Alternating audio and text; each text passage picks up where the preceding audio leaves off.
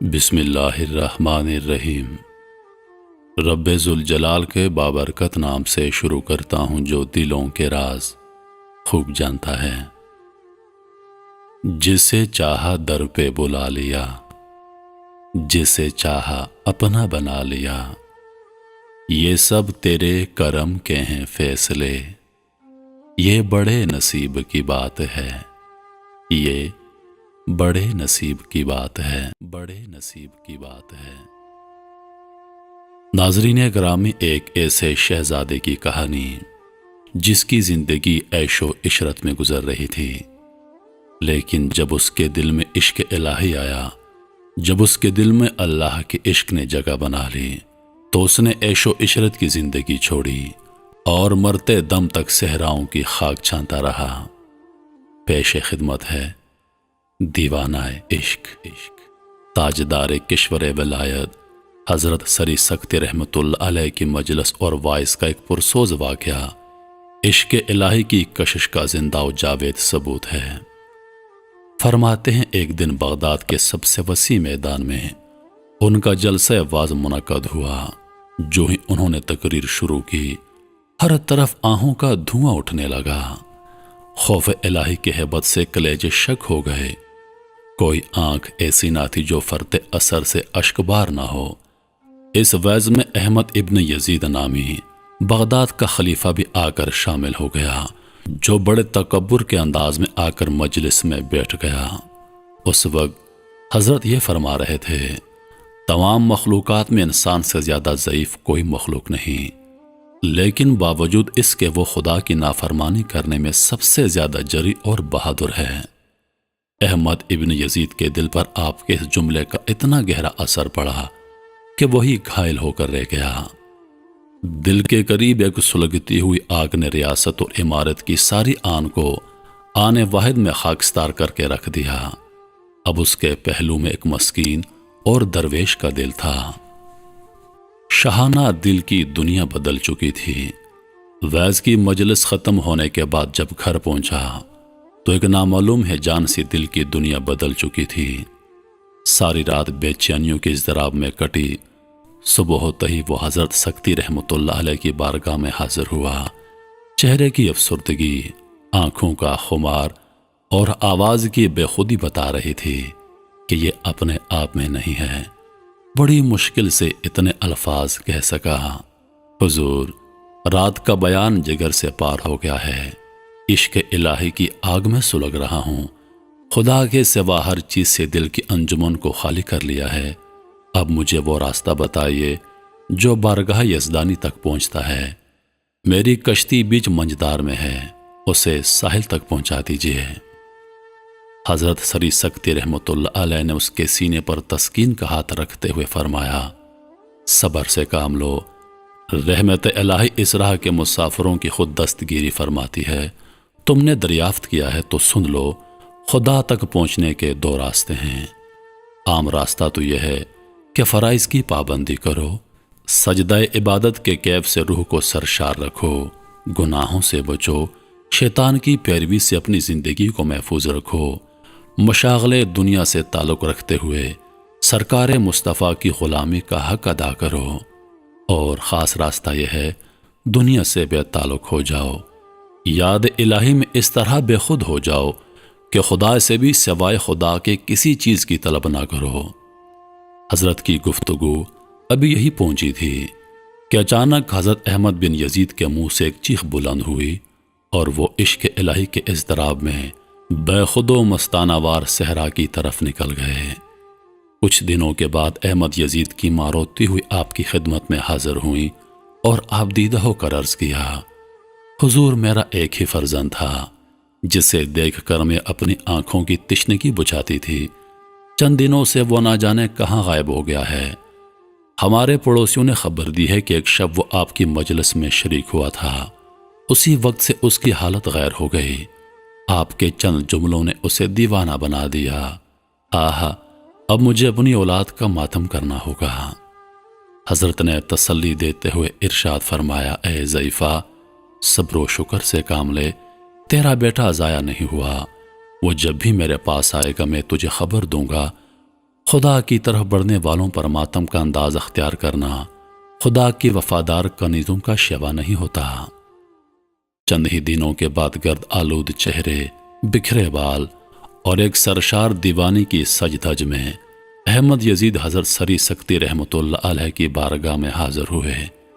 چہرے پر نظر پڑتے ہی حضرت نے جلال عشق کا تیور پہچان لیا، اٹھ کر سینے سے لگایا، خیر و عافیت دریافت کی اور بہت دیر تک اپنے پاس بٹھائے رکھا۔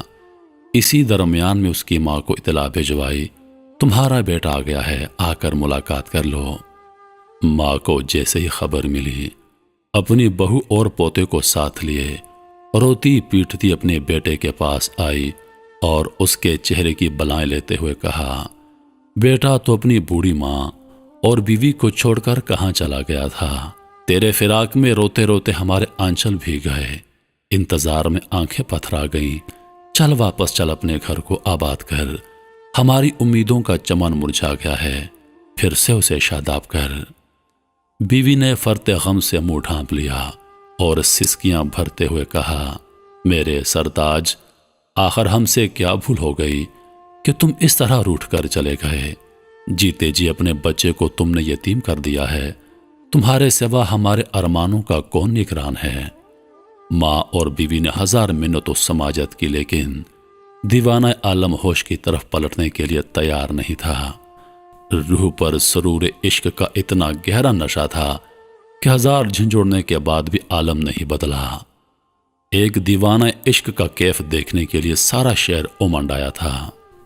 دیوانہ ایک بار پھر بے خودی کی حالت میں اٹھا اور صحرا کی طرف رخ کیا۔ قدم اٹھنا ہی چاہتے تھے کہ پیچھے سے بیوی نے دامن تھام لیا اور آپ دیدہ ہو کر کہنے لگی، ہماری آرزوؤں کا خون کر کے جانا ہی چاہتے ہو تو اکیلے مت جاؤ، اپنے بچے کو بھی ہمراہ لے لو۔ اس آواز پر حضرت احمد کے قدم رک گئے۔ انہوں نے اپنے ننھے منھے بچے کے جسم سے قیمتی لباس اتار کر اپنا پھٹا ہوا کمبل اس کے جسم پر لپیٹ دیا، اس کے ایک ہاتھ میں زنبیل دی اور دوسرا ہاتھ پکڑ کر جو ہی اسے اپنے ہمراہ لے جانے کے لیے چلا، بیوی اس دردناک منظر کی تاب نہ لا سکی۔ سارا مجمع اس رکت انگیز عالم کو دیکھ کر آبدیدہ ہو گیا۔ ماں کو اپنے لختی جگر کی جدائی برداشت نہ ہو سکی۔ بے تحاشا دوڑ کر اس نے بچے کو باپ کے ہاتھ سے چھین لیا اور اپنے سینے سے لپیٹ لیا۔ حضرت احمد نے پلٹ کر ایک بار اپنے بچے کو دیکھا اور پلکوں کا آنسو سینے کی تپتی ہوئی خاکستر میں جذب ہو کر رہ گیا۔ فضا میں ایک دردناک نعرے کی آواز گونجی اور لوگوں کے دل ہل گئے۔ آنکھ کھلی تو احمد یزید نگاہوں سے اوجھل ہو چکے تھے۔ چاندنی رات تھی۔ حضرت سری سکتی رحمۃ اللہ علیہ عشاء کی نماز سے فارغ ہو کر چہل قدمی کر رہے تھے۔ ایک شخص نے حاضر ہو کر سلام کیا اور کہا، میں احمد کا ایک پیغام لے کر آیا ہوں۔ انہوں نے عرض کی ہے، میری رحلت کا وقت قریب آ گیا ہے۔ ایسے نازک مرحلے میں حضور کی تشریف آوری میری تسکین خاطر کا ذریعہ ہوگی۔ یہ خبر سن کر سری سکتی رحمۃ اللہ علیہ آبدیدہ ہو گئے۔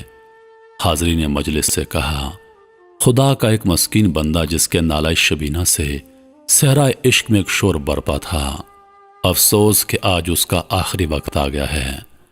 اب رات کی تنہائیوں کا پرسوز فریادی اور ویرانوں کا عبادت گزار ہمیشہ کے لیے دنیا سے رخصت ہو رہا ہے۔ چلو اس چراغ حرم کی بجھتی ہوئی لو کو آخری بار دیکھائیں۔ رحمت پروردگار کے نزول کی یہ بہت اہم گھڑی آ گئی ہے۔ یہ کہتے ہوئے اچانک اٹھے اور اس اجنبی کے پیچھے پیچھے چل پڑے۔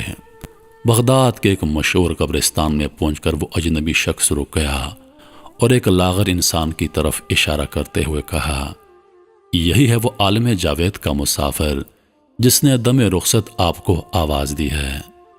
حضرت سری سکتی رحمۃ اللہ علیہ نے قریب بیٹھ کر آواز دی، احمد۔ احمد نے آنکھیں کھول دی اور ہچکی لیتی ہوئی سانس میں کہا، میرے مرشد گواہ رہنا کہ میں توحید الہی اور رسالت محمدی کے اقرار پر اپنا دم توڑ رہا ہوں۔ ایک بندہ سیاکار اپنے رب کے حضور اس حال میں جا رہا ہے کہ اس کا نامہ عمل گناہوں سے بوجھل ہے۔ اسے زندگی کی طویل مہلت ملی، لیکن اپنے پروردگار کی خوشنودی کا وہ کوئی سامان نہ کر سکا۔ یہ کہتے کہتے آواز حلق میں پھنس گئی، آنکھوں سے دو موتی ڈھلکے اور گریبان میں جذب ہو گئے۔ آنکھیں بند ہوتے ہی لبوں میں ایک جنبش پیدا ہو گئی اور کلمہ شہادت کی مدھم سی آواز پر روح عالم بالا کی طرف پرواز کر گئی۔ حضرت سری سکتی رحمت اللہ علیہ سے مرگ عاشق کا یہ دردناک منظر دیکھا نہیں گیا۔ فرط غم سے آنکھیں ڈبڈبا گئیں۔ آسمان کی طرف منہ کر کے کہا، تیری ادائے بے نیازی پہ قربان۔ بادشاہوں کی موت پھولوں کی سیج پر آتی ہے اور تیری مملکت کے وفاشار مسکینوں کو ایک ٹوٹا ہوا بوریا بھی میسر نہیں ہے۔ یہ کہہ کر تجہیز و تکفین کے ارادے سے شہر کی طرف جو ہی پلٹے دیکھا، ہر طرف سے لوگوں کا ہجوم چلا آ رہا ہے۔ ان سے دریافت کیا، آپ لوگ کہاں جا رہے ہیں؟ لوگوں نے جواب دیا، ہمیں ایک غیبی آواز سنائی دی، کوئی کہہ رہا تھا کہ خدا کے ایک مقرب ولی کا انتقال ہو گیا ہے، اس کے جنازے میں شریک ہو جاؤ۔ اس آواز کو سن کر سارا بغداد امنڈتا ہوا چلا آ رہا ہے۔ حضرت سری سکتی رحمت اللہ علیہ نے یہ خبر سن کر پھر آسمان کی طرف سر اٹھایا اور کہا، تیری شان بندہ نوازی پہ قربان۔ زمین کی ننگی پیٹھ پر ایڑیاں رگڑ رگڑ کر مرنے والوں کا یہ اعزاز عمر بھر جو دشت غریبت میں زندگی کی شام و سحر گزارتا رہا، آج سارا بغداد اس کے قدموں میں تو نے جمع کر دیا۔ دنیا فانی میں جس عاشق گمنام کی توقیر کا یہ حال ہے، عالم جاوید میں اس کی شوکتوں کا اندازہ کون کر سکتا ہے؟ سچ کہا ہے تیری کتاب مجید نے کہ اللہ نیکوں کاروں کا اجر ضائع نہیں کرتا، اور سچ کہا ہے یہ سب تیرے کرم کے ہیں فیصلے، یہ بڑے نصیب کی بات ہے، نصیب کی بات ہے، نصیب کی بات ہے۔